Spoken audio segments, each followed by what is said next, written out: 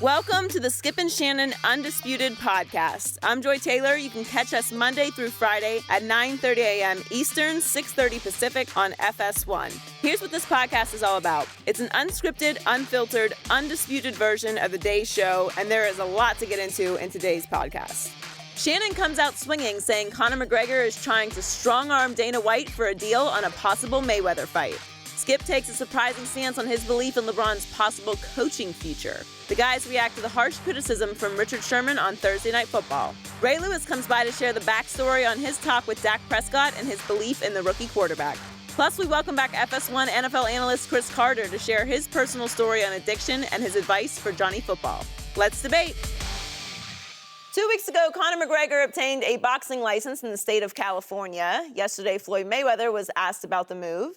Mayweather said, "Man, I don't fight in California. What did he get a license in California for? I'm going to tell you like this. He's blowing smoke up everybody's He don't really want to fight because I went to his boss. He don't really want to fight. He just keep doing that to keep his name alive. You know what I'm saying? To stay relevant. He don't really want to fight. He's doing that to building his followers, but he's smart." Skip, Dana White said yesterday he did not talk to Floyd. He did not talk to Floyd. Thank you. What do you believe? You know what I believe, Shannon Sharpe? This is the strongest indication yet that Floyd may or may not Mayweather is running as scared as ever of Conor McGregor, the baddest man on the planet. This time, Floyd had to resort to spreading, dare I say, an untruth, to put it mildly, suggesting that he talked to Conor's boss. And help me out here. The only boss I know of that Conor has is one Dana White, who runs UFC and basically runs Conor's professional life. Is that right? Is there any other boss that he could have talked to? No other boss. I don't think there is. And that boss, Dana White, said, baloney, no, sorry, I didn't talk to Floyd. And Floyd says that quote-unquote boss said that this is all about Conor just trying to expand his brand, to attract Twitter followers, to keep his name relevant. Are you kidding me? I am calling baloney on you one more time. Floyd may or may not Mayweather. And this whole idea of, well, why did he get a license in California? Well, if you're following along, Floyd may or may not Mayweather as you run scared from Conor McGregor. Conor McGregor just got fined recently $150,000 for throwing a water bottle at a press conference by the Nevada Athletic Commission. Yeah. So he then told Dana White, I will never again fight in the state of Nevada. So obviously, he's not then going to go to Nevada to get a boxing license.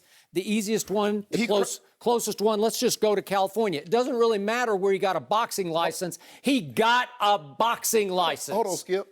He crying about $150,000? Yeah, the principle of it. Floyd Mayweather walk around with a $150,000 Hermes bag full of cash. And he'd be walking around with a headache if he fought this guy. That's all I got to say, with a couple of black eyes and a busted lip and a broken nose. Yeah, that's what he'd be walking around with. And it's just, look, it's another attempt by Floyd, may or may not Mayweather, because this is a big may not on this case, to dismiss and undercut and marginalize and minimalize the biggest threat that he's ever faced, which is a guy from this other weird sport where they wrestle and they do judo and they do this. And they strike. They don't box, and they stand like this and they stand like this. Yes. Yeah, he'd kick your little behind, Floyd. You know it, and I know it. This is a bad man. This is a man who can box. This is a man who's left-handed but is ambidextrous in the ring, and you could see it against a much bigger and longer Nate Diaz. Boom, boom, boom. He dropped him twice because Conor McGregor can box. Conor McGregor is 28 years of age. Floyd is going on 40 years of age. And again, could this be the biggest payday in Floyd's career? Absolutely it could. This could eclipse Mayweather, Pacquiao, 1, probably 2 for sure, and I don't know if they're going to fight again. But right now, I would much rather see Conor McGregor. What are you doing now? Are you taking a selfie? Me and Joy taking a selfie. Yeah. See, this is your attempt to undercut the biggest threat to you on Undisputed, because you know and I know you would look bad if these two actually got in the ring together under boxing rules, that you once again could get humiliated the following Monday on Undisputed, because you would have to explain how poor little Floyd got his little behind kicked, because there's no way he could knock out Conor McGregor. You'd have to kill this guy to knock him out, and Floyd hasn't knocked anybody out since 1999. Look it up. And in this case, this guy can box well enough, he would hit and hurt Floyd, may or may not weather. You know it, and I know it. So you can take all the selfies with joy that you want to take. You can deflect, you can dodge, you can duck, just like Floyd is. You can run, but here he is right in your face. I'm calling baloney on Floyd. He lied about this. You know it, and I know it, because he's trying to dismiss and undercut the credibility of a non-boxer who wants to box him. First of all, I want you, Dana White, and Conor McGregor to keep Floyd Mayweather's name out of your mouth until you come to the table with $300 million. Okay? Until you get that. I think it's out there. I think that's easy. Second of all, yeah, as Floyd said, and I laid out, if you really wanted to box Floyd, you should have got a boxing license in Las Vegas. I just told you why he didn't. He cried about $150,000. He stated, Dana said, that he told Dana, I will never fight in Nevada again. Do I believe this? No. But right now, he's got it in for the state of Nevada. He's not going to give them the pleasure and benefit of getting a boxing license in Nevada. This has nothing to do about Vegas. This has nothing to do about California. This is all a power move by Conor McGregor. He's trying to strong arm, because Dana White keeps saying, Ronda Rousey is our biggest draw. Dana White is the one that's marginalizing Conor McGregor. Conor McGregor is way bigger than Ronda Rousey. She hadn't fought in a year. And the last time we saw her, she didn't even remember where she was. You're changing the subject. Let me finish. But that doesn't have anything to do with this. Last time we remember her, she was in the center of the ring telling the referee jackrabbits wear cowboy boots. That, when Holly Holm put that right foot, right upside her bug. Now you're deflecting, you're dodging. Conor McGregor is trying to strong-arm Dana White into getting a deal. He's already said, I'm the biggest draw. I'm the guy. I want a piece of the action. He's trying to get Dana White to give him a piece of the action or give him a multi-fight deal with a fixed income. You know what? This reminds me of Adrian Peterson. You remember Adrian Peterson said if he doesn't get traded, he's going to go run track. You and I both know Adrian Peterson wasn't going to run track. It was all about getting that contract extension. So he tried to fool you. You probably believed, Adrian Peterson, all day you see how he works out. Yeah, they're called guys that run track in the Olympics.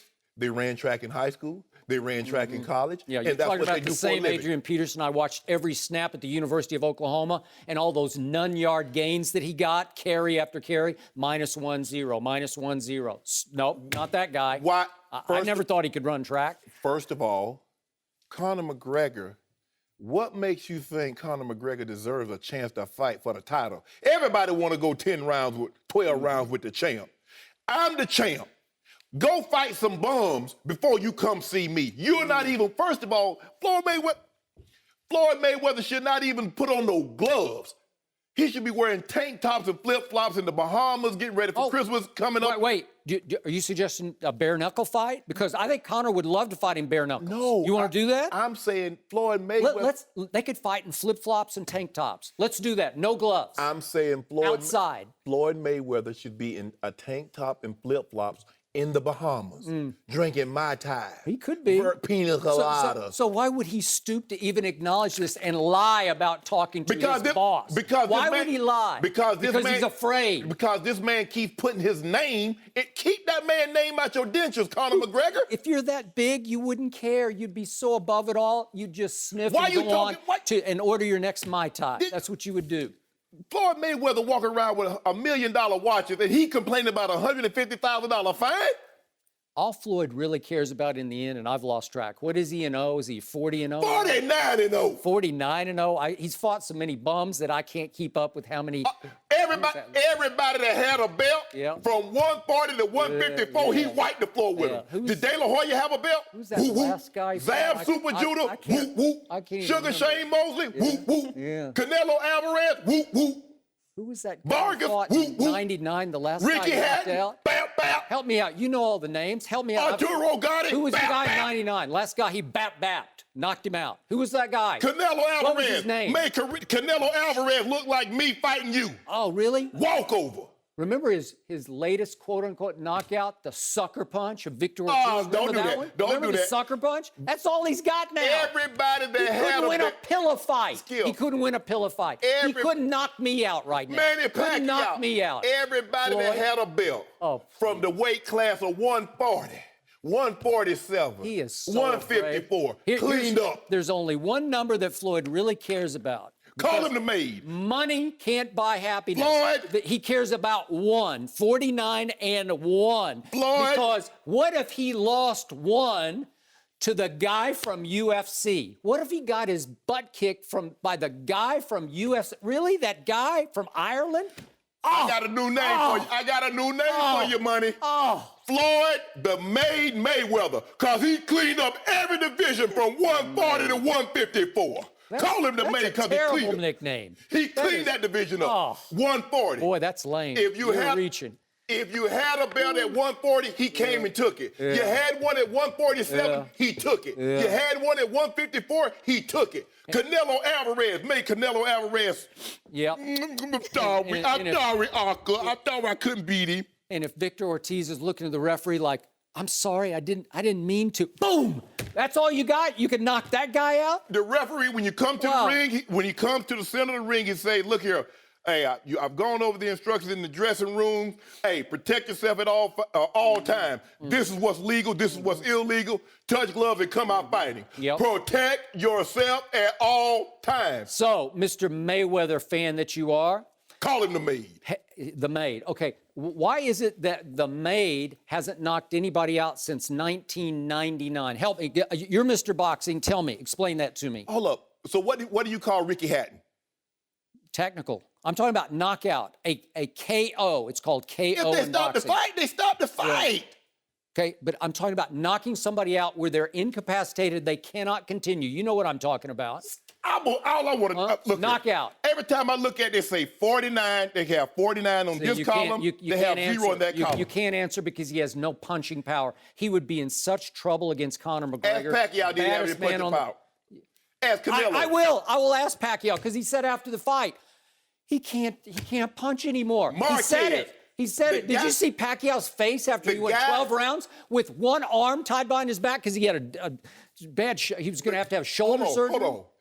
Torn rotator cuff? Are you kidding? Mayweather wiped the floor with the guy that knocked Pacquiao. Pacquiao say 5 more minutes, mommy. Yeah. Wait, the 4th time they fought? Is Mayweather was running and running and running. Floyd cleaned his clock. You know what? Floyd doesn't clean anything. Floyd just runs marathons. What about Canelo? How did he make Canelo look? Please. Canelo Sugar Shane Mosley. He was a baby. He was Sugar Shane Mosley. Yeah. Oscar De La Hoya. Shane Mosley Zab hit him. Super Judah. Yeah. Corrales. All of them. Whoop, whoop. Yeah. He just sweeping up, put him in a little corner. So put him in a corner. Manny Pacquiao wanted an injection for his torn rotator cuff, and he couldn't get one. Nevada said no before the fight. So he said, you know what? I'll fight him with one arm tied behind my back, and it went 12 rounds, and he came out without a mark on his face. Are you kidding me? That's all you got? Novocaine. You know what? Marcaine. He would get Xylocaine. Yeah. That's all that numbing medicine in them gloves that Floyd need for you. Yeah. Bap, bap. Don't get mad, Skip. This would be I'm not mad.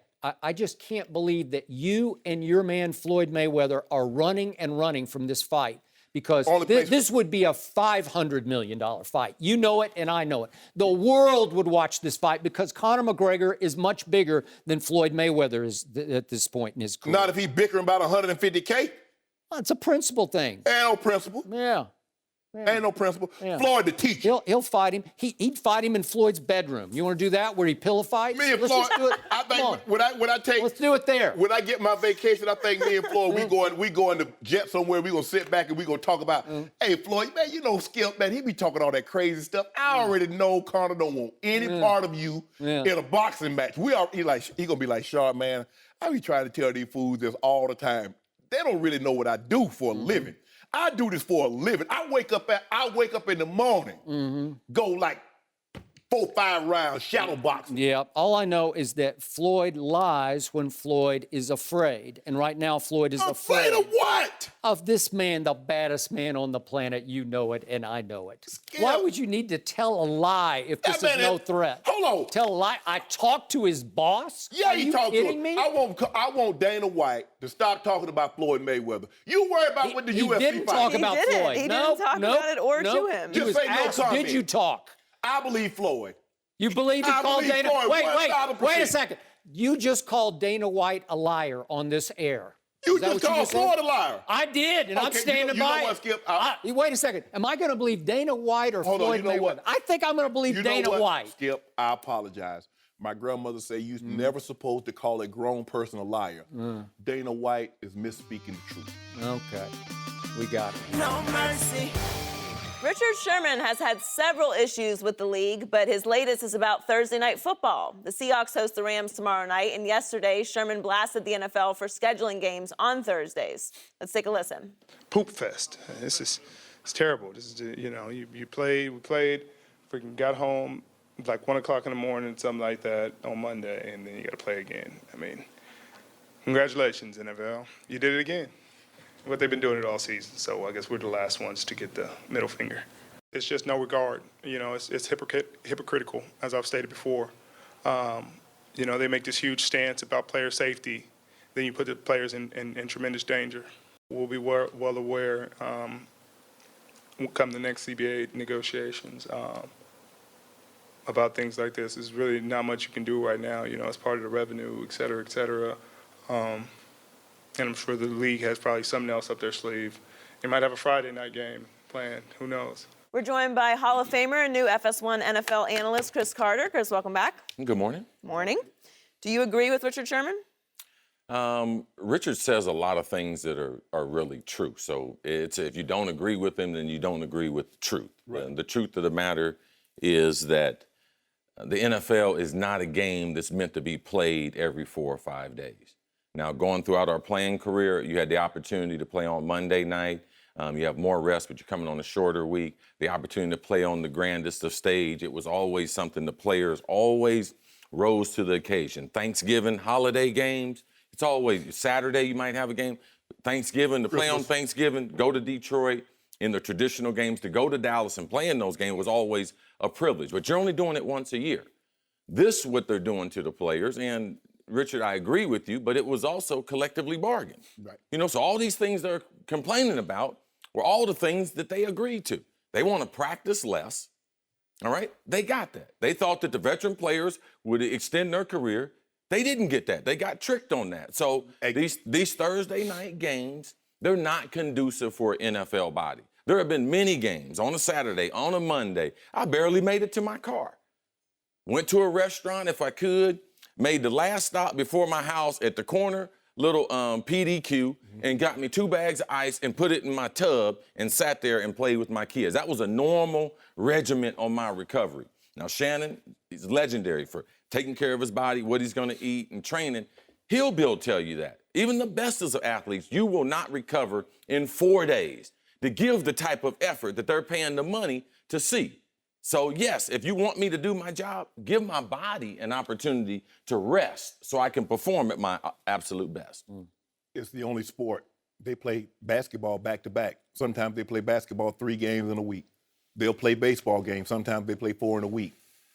Football is the one sport that you need 7 full days to recover. And as CCU mentioned, I knew what I needed to eat. I knew I needed to get my rest. But I was not really recovered until Friday. And that's after getting 2 3-hour massages in between the Sunday game and Friday. Yeah. Even getting 30 minutes every day in the cold tub. running, trying to get the soreness out of my body. But for some reason, the NFL tells you this. Well, we want to make the game as safe as we possibly can. But we know you're playing an inherently dangerous game, and you can only make it so safe with the equipment. But the one way you can make it safer is to give the guys a full recovery, because playing on a Sunday or Sunday night and then turning around and playing again on Thursday, I don't care. I don't care who you are. And one of the biggest things with playing the game is you want to be able to play at a level. When you're an elite player, you can play at a level where the game is slower. When you shorten the rest, the playing field is very, very even. And a lot of times you get hurt. It's not because you can't sustain a blow. It's you couldn't avoid it. So when your body is tired, it's hard for you to avoid people and avoid collisions. And in collisions is where people get hurt. I hear you. I have been opposed to Thursday night games for several years now, for all the reasons you two just detailed. But even as a football fan, it's just a little too much for me. Monday night was special and became sacred. Absolutely. It was the grand national stage, and I knew you guys lit up for it, ready for it. You wanted to give it your Monday best night shot. or Sunday night, Skip Bayless. Yeah, I got it. I got it. But in this case, I'm not a big dessert guy. What's a dessert of choice? Apple pie, whatever. It's too much apple pie. Don't ask me that question. I know. What's your fave? Oh, do we have enough time What for that? isn't her favorite? I don't know. I'm on bread pudding right now. That's Okay, my bread favorite. pudding. Okay, but how much bread pudding? If I kept giving you bread pudding every would night, get after a sick of while, it. you'd say, you know I would need what? some That's cheesecake enough. after a while. I want to wait from Monday to Sunday because correct. the Yes. buildup is just, that's what makes this the best sport on earth.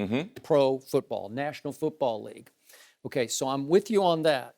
Here's my one issue, and you're right about Richard. What comes out of his mouth, you know, he thought thinks about it. about it. He has thought about everything. My issue with Richard saying that, and this isn't the first time he said it, but why, as a team leader, would you make that statement at that moment? Because this football team is struggling. I'm with everything you guys said. You're dead right. He's right. But this team has lost 3 straight games to the Los Angeles Rams, who used to be the St. Louis Rams. 3 straight and 4 out of 5. And they lost earlier this year in Los Angeles, right here in Los Angeles, 9-3. And they've lost 2 of their last 3 games in which they scored 5 points at Tampa and 10 points at Green Bay. So they just can't score. So here comes a new Rams team with the special teams coach being the new coach. They've kind of cleared the decks. Maybe their attitude's a little better, a little different. They got talent on defense. I know Seattle's got talent on defense, but so do the Los Angeles Rams. Very. And they will do a number on Russell Wilson's offense. It will be hard to score. Now, again, they're starting their rookie quarterback, Jared Goff. So I assume if Jared Goff could score 3 points against Seattle, I don't know if Russell Wilson can score 6. I don't know. He might be able to. But my point is, as a team leader, are you not planting potential seeds of excuses in the backs of your mind? This is terrible. Richard said yesterday, which I'm sure is true, I might be 50 to 60% recovered by Thursday night.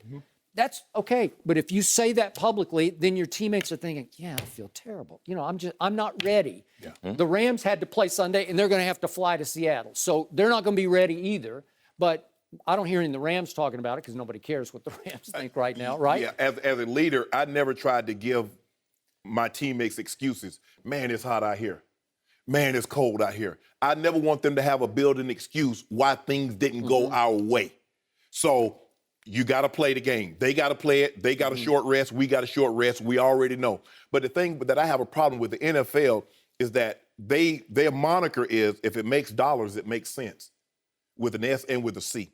And as CC mentioned, they collective bargained this. See, the NFL told the players, you know, we want to put a rookie cap on these rookies because they're coming in, they're not proven, and we're going to give that to the veteran players. But what do? Once they get the veteran players, they cut them. Yes. So they didn't hold up to that end of the deal. The players kept bargaining for petty privileges. Well, we want to practice only once a day in training camp. Okay. We only want to hit 13 practices, but you can't have them consecutive. Okay. Didn't mention anything about these Thursday games. They did not. Didn't mention anything about lifetime health care. And the owners were like, man, you know what? We got them. They don't want practices. They bargain for petty privileges when things that concrete Thursday night game, You're right. Lifetime health benefits. The owners are sitting back and say, what else y'all want? Because now They take money from the rookies on the front end. They take it away from the vets on the back end. Guess who's getting that money on the front and on the back? The owners.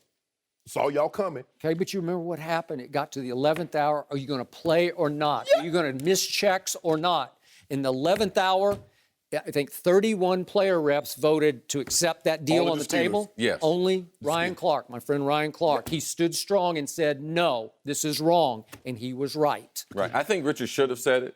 I think he should have waited till after the game. Okay. Right. And that would work. And because you really want to be an echo of what the coach is saying. And I know Pete Carroll is not telling the team this on a short week and hectic for the Rams. The Rams are going to try to rally. So after the game, he could have said the same thing, been really effective because you got a few days off. Because it would have been correct. Yeah. You don't want to plant seeds of doubt. By the way, bread pudding is delicious, Shannon. You should try it. Yeah, but I don't want it three times a week, every week. Well, with like a little ice cream on the side. No mercy.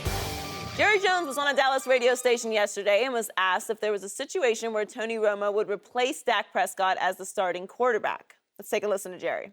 I don't have a definition for it, but you'll know it when you see it. It's kind of like a definition I heard one time of another issue, trying to define a negative topic, and they said, I don't know how to say it, but it's just something that when you see it, you know it's there. Get into areas where the decision becomes pretty obvious. I think we can go there. That implies 2 or 3 different things, but certainly we've got to play better. We're joined by 2-time Super Bowl champ Ray Lewis. Ray, welcome back. Good to see you. You too. Yeah. You actually spoke to the Cowboys last week. Yeah. What advice would you tell Dak in this situation? Stay focused. I mean, I think an overall message that I share with the team was what happens when a bump comes in the road. You know, you have to be able to block out all distractions, no matter where they come from, top down, no matter where it is. And Jerry was there, and we spent some good time together. I've spent a lot of time in the Cowboys thing, but I think for Dak personally, listen. You would think this is a problem if you were 7-6, 8-8. Right? Thank you. You wouldn't think this would be a problem, Joe, if at 11-2, and you tied for the best record in the league, and the only team that you lost to is the same team twice. Right. I mean, I can see a big problem if things was just Dak was just playing so bad, but it's not that.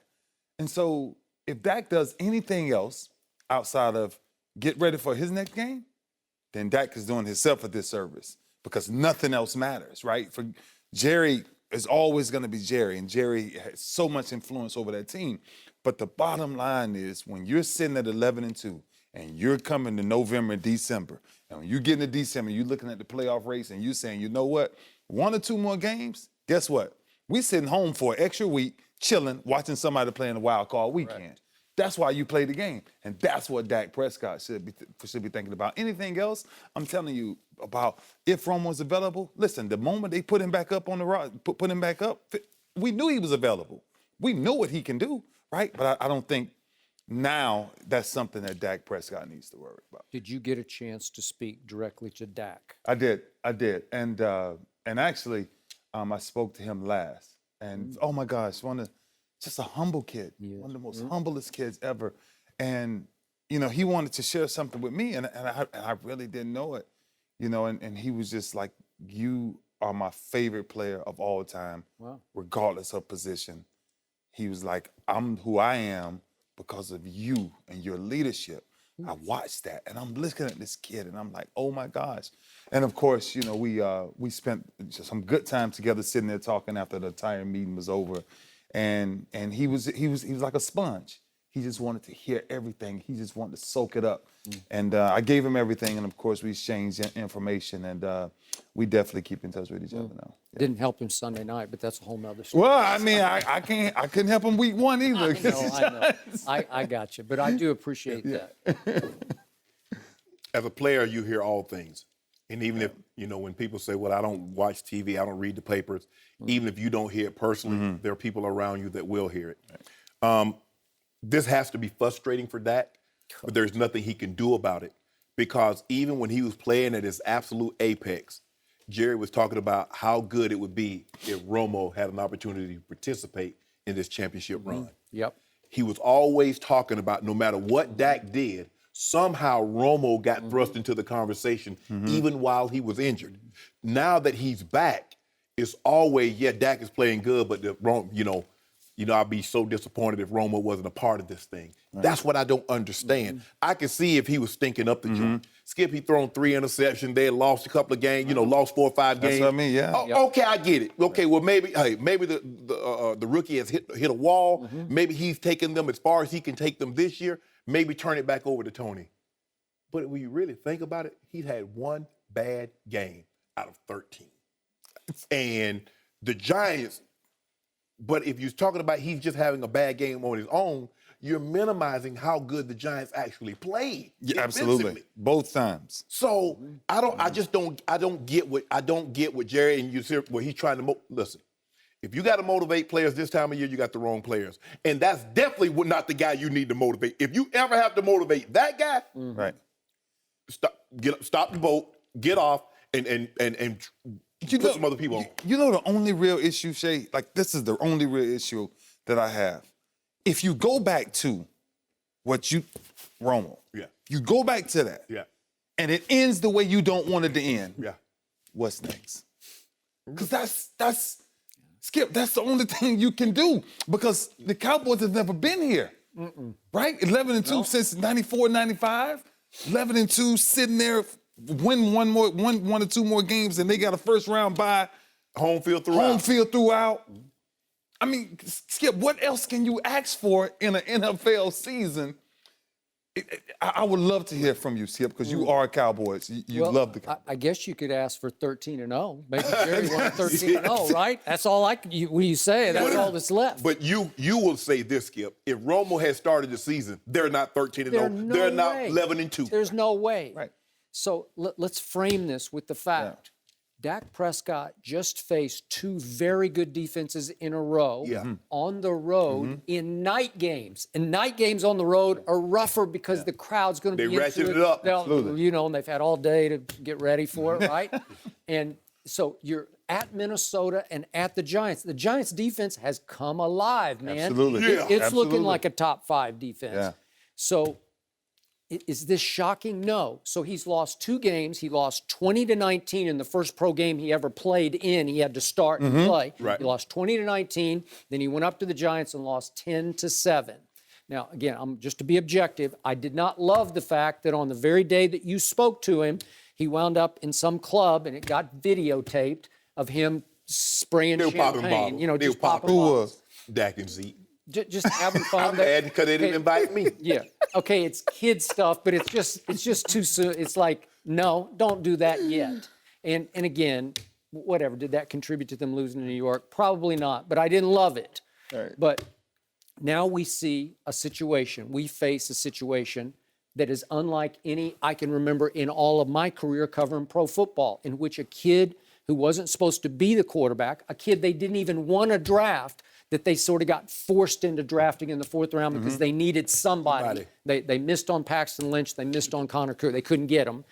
And we'll take this kid. And the staff liked him from the Senior Bowl, fine. But Jerry didn't want this kid. He wanted badly. He even talked about, I should have gone up with Paxton Lynch. Mistake was not getting traded. Okay, so he comes in from nowhere, from Mississippi State, 4th round, and he winds up, because of his performance in the preseason, being the starting quarterback because the other one predictably got hurt. And he didn't just start. He played very well in the opener, played big time. He played well enough. He played well enough to win the first game. Yes. And then they peel off 11 in a row, which is, as you know, hard to do. Yes. Okay? But he has struggled by his standards that he set the last 2 games. And I wished, and the reason I wanted to speak to you today is, and thank you for speaking to them last week, I wish you could be in that locker room this Sunday night. They have another Sunday night big stage game against a coming alive defense in Tampa's. It's pretty good too. It's been carrying Jameis in some ways, right? And they've started winning some games I didn't think they could win. They won at Kansas City and beat Seattle. Okay, so they're no joke. So now I wish you could be in that locker room this Sunday night before kickoff and be the leader of this defense and the mentor of that young quarterback and pull him aside just before kickoff. And I don't know what the words would be, but something to the effect of, I want you to calm down and be you. And I want you to remember, you went up to Washington and won. You went to Green Bay and won. You went to Pittsburgh and won. And on the Thanksgiving stage, as big a stage as we have in our sport, you beat Kirk Cousins. You right here in this stadium. You need to remind him he did all that. And it's time for him to relax and let it fly and flow and be that guy again. And he did that last week. You come in the fourth quarter, the last drive of the game, you can't throw a perfect pass than what he threw to Dez Bryant. I know. I mean, well, we're putting everything on the young quarterback. I got it. Guys, we're talking about the man delivers a pass that clearly is a first down. The drive keeps moving, and who knows what happens after that. I agree. But it didn't. He didn't get any help from his star receiver. I agree. And sometimes that's what it takes. Even the greatest quarterbacks, you need help. guys to bail you out. I would tell Dak, go play your game. Don't worry about anything, because what Jerry's going to do regardless of what Jason Garrett says, what anybody else says. Go play like you played the first 13. I'm going to tell you what I told Dak straight up. Young boy, you making us proud. He is. Have fun, man. I got it. Playing this game. Don't let everybody put all this pressure on you. There's no pressure. When you cross that white line, that's what you do. Nobody else can control that. And coming up this Sunday night, it will be the same exact message. Man, get your man out there and play football. Just go what play. We've been doing our whole life, right? Because when you start getting into all this other stuff, who gonna come in this man will tell you, I never even thought about somebody coming in and taking my job or a snap of it. If you lost it to me, I guarantee you weren't getting it back. How I got it wasn't the issue. It was not right. I'm gonna play well enough that they're gonna say, you know what? We can't give it back to you. Can't give it back to you. And that's what he's doing. Yeah. If he was playing bad like a backup quarterback normally do, everybody knows. Shay, they're 11-2. Romo would have been, they'd have rushed Romo back. If Dak was not as good as he was, they would have rushed Romo back. They let Romo take the full 9-10 weeks because Dak was playing so well. Shay, they're 11-2. I know that. But you preached it to the choir. We never, man. Hold up. Get that to the congregation. Jared's in the congregation. You preach it to the choir. Hallelujah. I'm behind you. Man, remember, the owner is saying publicly at 11-2, there very well could come a time soon I will see it and I will know it's time to put Romo back in. Really? When your young quarterback doesn't do what? Put the ball in his receiver hands? Because he done that. I don't know, you're preaching to my choir, because I almost got to the point last night where I was thinking, should Ray tell Dak to go to the owner and say, Mr. Jones, would you please quit talking about this publicly? But hey, you can't do it because Mr. Jones is going to do what Mr. Jones is going to do. I tell you how he's not going to stop. I tell you how you tell the owner what to do without doing it. Keep winning. Yeah. Get a first round bye in the playoffs. Yeah. And be sitting there with the road coming through Dallas. The owner then sits back and says, we may need to sit down for a minute. Skip, you and I have been ahead of this before everybody. We said this was going to happen. Oh, all you Skip doing is you making noise. Y'all making up stories because Jerry. Listen. When have you ever heard the owner, Jerry's really the head coach, say, I would be disappointed if my backup quarterback wasn't a part of this championship run? See, and okay, I'm glad you went there, because my next question to you was, have we ever heard something like this? No. Right. Never. I ain't never heard that either. Never. I mean, the dude say, I would sure. The dude said I would be, I'm gonna call him a dude. Jerry Jones said he would be disappointed. I like Jerry though. I like Jerry too. So do I. Did you get a Christmas I ornament? did not get a Christmas I got 7 ornament. Christmas ornaments. Skip. You are obsessed with these Christmas This ornaments. big. And the You know, Cowboys and the Cowboys' new facility is lit. oh my gosh. By the way, you're not getting an 8th after what you've been saying. Skip, it was You you. realize that. You realize I that. didn't get one this year. You know Skip. what? You should be proud you're not getting one. But I got those 7 and he ain't getting them back. Isn't this amazing? 11-2. He's in the MVP conversation, and all the controversy is coming from the owner of And the dude team. playing for it's his not job. even on the outside. Sunday night is a big deal to Dak Prescott. Yes, I got to it is. tell you, and they it won is. 5 straight, the Buccaneers. It's no small 11-2. feat. A guy is 11-2, and he's playing for his job. Well, you know what? We're all rooting for you, Dak. No mercy. Derek Carr and Johnny Manziel were both drafted in the 2014 NFL Draft. Carr was asked about Manziel and his struggles. Carr said, I spent a lot of time around him. He's such a good dude. Hopefully one day he'll reach out. I'd be able to talk to him and be a friend to him. He's still young, so hopefully he'll get another chance someday and he'll be all right. Manziel responded on Twitter saying, appreciate that, Derek Carr. Wish you nothing but the best, and I'll gladly take you up on that offer. We're joined once again by Cris Carter. Cris, do you think that Carr could help Manziel? Absolutely. I mean, there's a tremendous stigma attached to addiction and people reaching out. And I've actually been working with the company, Ambrosia Treatment Centers, and we're trying to remove that stigma from people. And we do recover. We are addicts, we are drug addicts, we are alcoholics, but we do recover. It's a fact. 24 million Americans are addicted to alcohol or drugs. Only 2 million of them are actively seeking treatment. So we have 22 million people out there going to work with people that we have relationships with, family members that need help. So yes, Derek Carr should reach out to him. We've been so proactive. I've reached out to Johnny Manziel in the same way Derek reached out to him. We shared a couple tweets, a couple DMs. And yes, I believe in recovery. I believe recovery works. I have almost 10,000 days in recovery. I stopped drinking September 21st, 1990. When I was with the Vikings, and it saved my life. So, yes, that was, almost 4 million minutes ago. So every day, every decision, any type of voice that helps you get on the right road.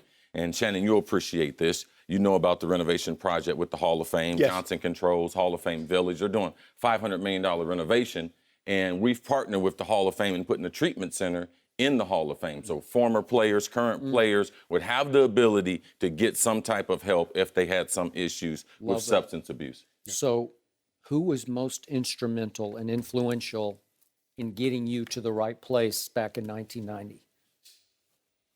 Buddy Ryan, when he cut me. When he cut me and sent me packing, they told me I could pack my things in a hefty garbage bag. That right there was the impetus for me to realize that I needed to do something substantial in my life, or I was going to lose my career, lose my family. How and a number aware of other was things. Buddy that you had an issue? Oh, he was very aware. That's the reason why he cut me. He told me that. Okay. He told me he cut me because he couldn't trust me. And when I got to Minnesota, that's the reason why I love the Vikings. They hired someone before I even got there. They said there's a kid in Philadelphia, he might be released this weekend, and he needs help. So the Minnesota Vikings started one of the most advanced substance abuse programs, and that's how I was able to get healthy, through employee assistance program. So Who was in charge of the Vikings at that point? Do you remember who made that decision? Well, Wheelock Whitney was one of the owners, and he had a friend in Betty Trilogy who was involved in substance abuse and hired her for the first time to be able to help out the players. Interesting. Could Carr help Manziel? Not if Manziel is not willing to help himself. Because I tell my kids this all the time. I can't want something for you more than you want it for you. And see, right now, everybody wants it more for Johnny than Johnny. Everybody keeps reaching out. Derek Carr, CC's reached out. But guess what? Every time they reach out, he's doing this. Everybody has covered from Johnny Manziel. It started with his parents. Then it went to college, Texas A&M. Yep. But see, they were covered for him because the parents are always going to, not all, most of the time, parents will cover for their kids. That's my baby. I love my baby. Texas A&M, we got the Heisman Trophy winner. They renovated that big old stadium on the back of Johnny Manziel. It's the house that Johnny built. Because before Texas A&M was just an afterthought. Yep. Johnny Manziel come there and he beat Alabama and everybody's talking about he wins the Heisman and boom. So he gets to the NFL. He can't perform. He's not a star. They're not going to protect you. So now what do? Because the NCAA even protected him. Because you look at Todd Gurley. Todd Gurley signed items. He gets 4 games. A.J. Green sells his jersey. He gets 4 games. Johnny Manziel, the Heisman Trophy winning quarterback, signs 4,000 items for free. Now, which one do you think got the most money? Todd Gurley, an all-SEC running back, A.J. Green, an all-SEC running back, or Johnny Manziel, all-SEC quarterback, Heisman Trophy winner. But the NCAA believed that he signed 4,000 items for free. Well, they didn't quite believe it because they made him sit the first half of the Rice game. That's you. it. Period. End of story. And so, look, Johnny is about BS. Johnny not trying to get help. He sent out a tweet a couple of months ago talking about this was his last day drinking. He about to get serious. He's about to make a comeback. Yeah. Until Johnny now you can want it for him, Skip. You can want it. I can want it. But until Johnny wants it for himself, sure, we're wasting our time. No, we're not wasting our time because, you know, his life is still important. You know, and I understand exactly what you're saying, but how can you save him if he doesn't want to be saved? Okay, the number one thing is the way we fail is by not reaching out and not helping him. You know, yes, right now he's in a moment, and we've all had moments, some more than others. So for me, it pulls on my heartstrings because I see a lot of myself in Johnny. And I wonder where my life would be if I hadn't one time got that power to have control over my life and the things that were going to go into my body. But that was a learned behavior, and it was a commitment by me, Shay. You're right. I made up my mind one day I was sick and tired of being sick and tired. And I felt embarrassed, and I felt like that I could be a great player. You know, so for me, I believe people, no matter what variety it comes into, one day Johnny's going to get the message. And to me, it's not about playing football. It's about the rest of his life. Right. You know, because my career's been long over with. You know, I stopped playing last game in 2002. But the ability to be able to live and make good decisions and have that power, man, it's worth reaching out to him for, Skip. I hear you. I know Johnny. And as Derek Carr said, he's a good dude with a bad problem. But deep, dark, he's got the demons. You know the demons. And I said before Johnny was drafted that I'm all in unless he's got an alcohol problem, and it looked like he did at Texas A&M. I also was being told he had deeper problems than alcohol. Not that alcohol isn't the worst, but he had a problem with something that hurts you quicker. You got it. Yes. Thank you.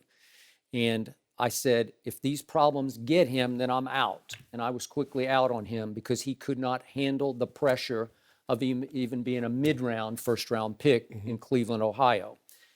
And yet, here comes Derek Carr. And I'm with you, and I do appreciate you reaching out to him. This is the one guy to me, though, he might listen to. And I'm emphasizing the word might. Remember, Derek Carr is who Johnny wanted to become because they're draft mates, they're quarterbacks. Not that this matters, but they're both white guys, and they're kind of the same guy, except Derek Carr chose a different path in college. He married his college sweetheart. They already have 2 kids, and he's a genuine God guy. And Johnny's got God in his heart too. I've had talks with him about it. He just pushed God off to the side right now. He doesn't need God because he's okay by himself.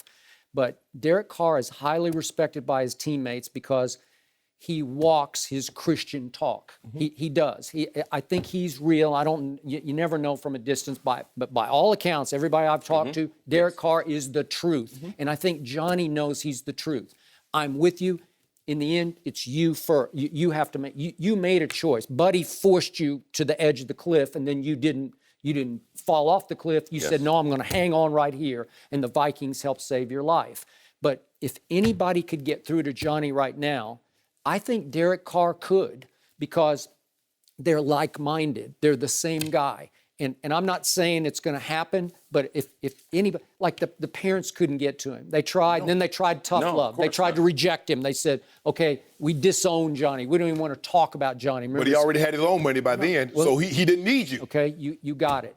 And all those buddies of his, I despise it because they're all enablers. You know how they all are. You'll be okay, Johnny. Next month. We'll get them next month, right? And then they're at this club, and I can't read page 6 enough in the New York Post because every day it's like he's in Miami, and then he's in Austin, and then he's back in Beverly Hills, Sunset Boulevard. He's everywhere at a club a night. And there's another picture of him looking like he's, and I just don't want to hear about him winding up dead in a ditch somewhere because he's got potential. But CC, if it's true that we create our own demons, Isn't it then also true only we can chase them away? Well, as far as addiction is concerned, it's been shown that addiction can be hereditary. You know, you're more susceptible to addiction if you come from addiction. Myself, coming from addiction, I realize that, understand it. So we don't have the ability like you do to drink on a social basis, like normal people do. We just can't do that. Now, for me, it's about hope. And in recovery, I don't care how many times you fall off, to get back on, because there is a day that you will gain control of your life. And that's what it's about. It's about his life and giving himself some type of power. It's not about the National Football League. I would be feeling like this if he never played in the NFL ever again. Yeah. You know, I would want to reach out to him. But the thing is with me, I knew early on my personality is obsessive. It's addictive. If I drink, I'm going to be an alcoholic. If I did drugs, I'm going to be a druggie. If you see my behavior, the way I train, I'm obsessive with it. Yes. I eat the same thing. I'm obsessive with it. I know that about me. My father was an alcoholic. His brothers, my dad died at 39. 39. I've never had an uncle reach the age of 70. So I know that about me. So that's the trick, is knowing who and what you are, and then play to your strengths while staying away from your weaknesses. And the people that can do that. Yeah, that's the key to life. Yeah, I mean, addiction is a very complicated situation, it's a very complicated problem, but Johnny has a bunch of people pulling for him, so hopefully Derek Carr can reach out to him, or Cris, and he can get it back on the right path. Yes, Cris, we're pulling for him. Yes, absolutely. No mercy. Memphis Grizzlies head coach David Fizdale says he owes a lot of his success to LeBron James. Fizdale was an assistant in Miami when LeBron was there. He was asked if LeBron has a future in coaching. Let's take a listen. No, he would kill somebody. Perfection is like, he wants perfection, and I could see him actually owning his own team and doing something like that, but I think he would end up killing a player at some point because they wouldn't live up to the expectations that he would set forth. Yeah, he's a little right.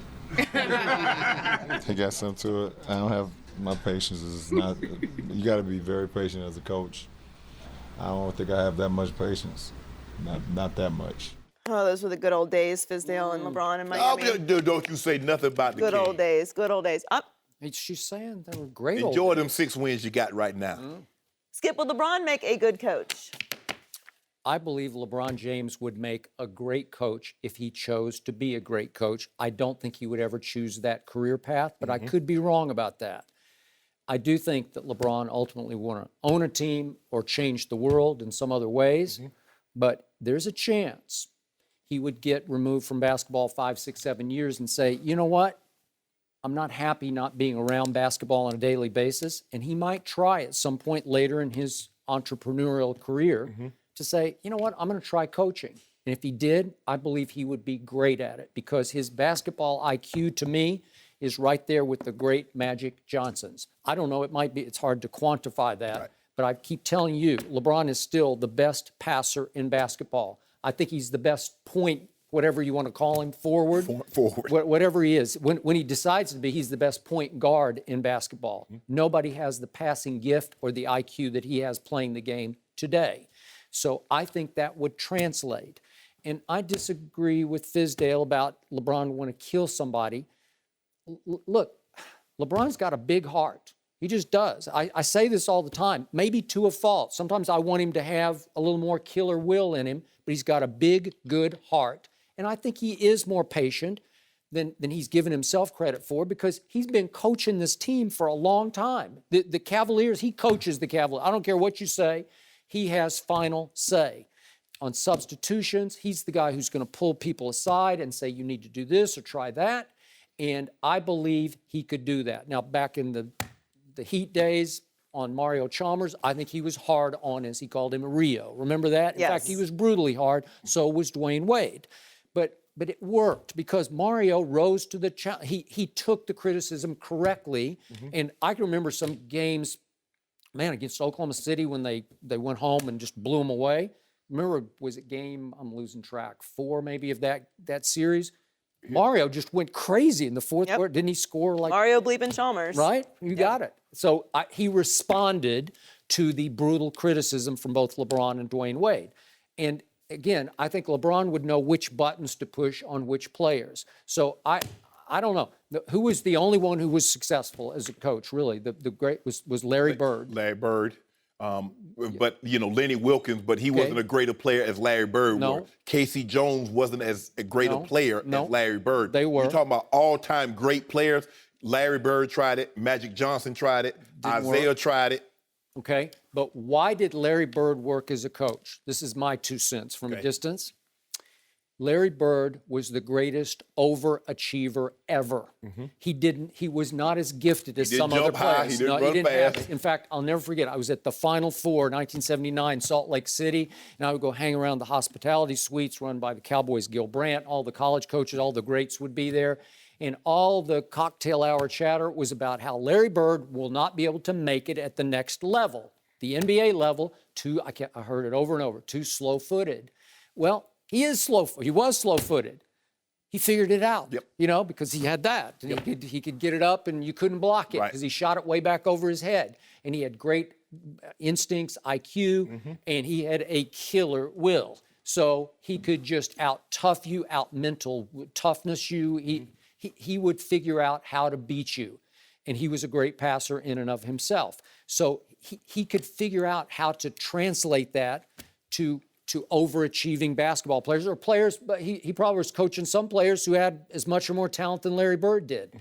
He worked, and he was coach of the year in '98, I recall, and he got to 3 straight conference championships and got to 1 finals. So he was pretty good at it. I don't know if he's been the greatest GM, executive, but he could coach. No, I don't believe LeBron could do it because of the very reason he said, patience. Because everything that LeBron has done on the basketball court has really become easy. See, the greatest players have the most ability and work the hardest. You see, Michael Jordan, could fly, but he was so hardworking. The Kobe Bryant, the LeBron James, it comes so easy. Yeah. They look at somebody that's like, why can't you do that? You see, if he's a coach and somebody's not doing something, there's nothing else he can do. See, if Kyrie is not doing it right, guess what he's going to say? Kyrie, give me the ball. Now he controls it again. As a coach, you control nothing. I asked John Elway, my former quarterback, I was like, man, you don't want to coach? He said, T, that's what nickname. He's like, I got no patience. He says, I want to build. I want to put people in place, let someone else coach it. He says, but I have no patience. He has no patience. Everything comes so easy for him. And you heard in Fizdale, perfection. And coaches know there's no such thing. Mike Singletary had the hardest time because he thought everybody should see it like he did. Everybody should want it like he did. Everybody should work as hard as he did. But you got 53 men from different areas, different backgrounds. Who do I pat on the back? Who do I kick in the butt? Who do I hug? All that goes into being a coach. It's hard. It's hard, Skip. And people ask me, I don't have any patience. Because I would look at guys and, okay, run the route. I'm like, dude, run the route. He said, 10 to 12, run it. And they run it again. I'm like, dude, what is it? Just count your steps then. If you can't get 10 to 12 in your head, just count steps. And it's so frustrating. I couldn't imagine. And that's just my group. Imagine as a head coach where you're responsible for the point guard, the forwards, and no, I just don't see how being as meticulous as he is, as perfectionist as he is, if you look at the way he dresses, if you look at the way he talks, everything is prepared, everything is well thought out. I just don't see it. I do not see him being a head coach. There's no way like Coach Fizdale said, I can see him like putting his hands on somebody like, bro, y'all done told you this many times, do not do this. And it's hard, Skip. It is hard. I mean, I was never the player that LeBron was. I worked as hard, if not harder. But he had a lot more God-given ability. But I have no patience, Skip. But you have to know that about yourself. Everybody, and some people think, you notice how some trainers, they look good, they can get themselves in shape, but they can't train you, they can't make it translate. I think that's LeBron. He can, like when he's on the court, he can move the pieces around, but all of a sudden he's the head coach and the pieces are not going where he thinks they should or what he's instructed them to do. That's going to cause a problem with him. For once, I think you are underestimating your man, LeBron James. If he put his mind to this, he could definitely do it. And I still say he's been doing it for David Blatt and Ty Lue over the last few years in Cleveland, Ohio. Just think about it, Skip. When he throws a pass in the corner and he expects J.R. or Shump to be in the corner and they're not there and the ball sails out of bounds, what does he do? Can you imagine? He tells him about it. Exactly. Just the way he would as a coach. So just You don't think he pulls JR aside Yeah. every other night and says, "What are you thinking? What are you doing? But- You got to be better than that." But Skip, then he can say this, but he controls the ball. He has the ball. Kyrie missed it, but the offense is not flowing. Guess who brings the ball up? LeBron. The offense runs through LeBron. He'll go he'll go post up at the high post. They get it to him. Okay, now let me face you up. I'm gonna kick it to the corner. Hey, come here, Tristan. Come here, Kevin. Let's pick it. Shannon Fry. I just don't see it. And when LeBron needs a shot made and he knows it has to be made, he makes sure Kyrie takes that shot. Oh, Skip, You know stop it, it. and I know See, That's coaching. That's good coaching. You know it and I know it. Skip, you're such a hater. The only thing that would worry me is the only time we've seen LeBron fail, he's had an actual ability to control it because he's on the court. And could you imagine having to fire LeBron James for not being a good coach? Well, you want that responsibility? Remember Michael when he was the GM and he got fired? That's probably the lowest he's ever felt. Yeah, but because LeBron would be the first owner coach, right? Yeah, exactly. Just do it all. I see owner in his future. I don't see coaching or general manager in his future. For sure. No mercy. This is the Skip and Shannon Undisputed podcast, where we're delivering you an unscripted, unfiltered, undisputed version of the biggest topics of the day's show. Be sure to subscribe to the podcast on iTunes, like us on Facebook at Undisputed on FS1, follow on Twitter at Undisputed, and catch us at 9:30 a.m. Eastern, 6:30 Pacific, Monday through Friday on FS1. You can find us on channel 219 on DirecTV, 150 on Dish. Thanks for listening, everyone. I'm Joy Taylor, your host. We're back tomorrow with Ray Lewis once again and boxing great Bernard Hopkins. We'll see you Thursday. Fox Sports 1 of 1.